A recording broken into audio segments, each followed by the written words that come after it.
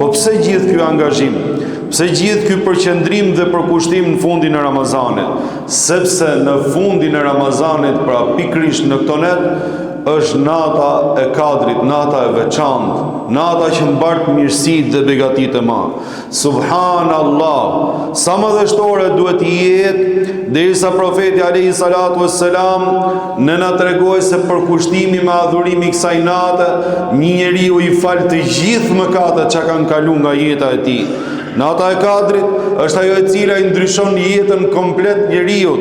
Është ajo e cila komplet drejtimin e jetës njeriut mund ta rregullojë dhe mund ta përmirësojë për mirë. Nuk është kuptimi që natën e Kadrit ne përkushtohemi dhe Zoti inshallah ne i fal gjithë mëkatet dhe pastaj të lëshohemi prapë mëkatet dhe të kthehemi në vepra tula.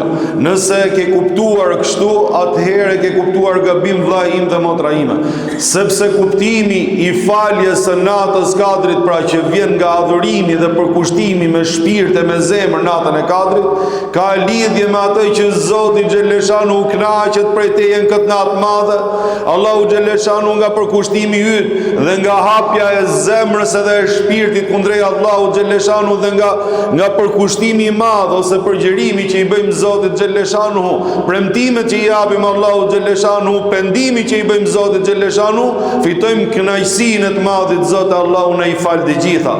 E pas saj Allahu Xheleshanu ta orienton jetën për diçka tjetër, pra kalon komplet në nivel tjetër, nuk jemi aty ku ke qenë, por se futesh në përkujdesjen e Allahu Xheleshanu.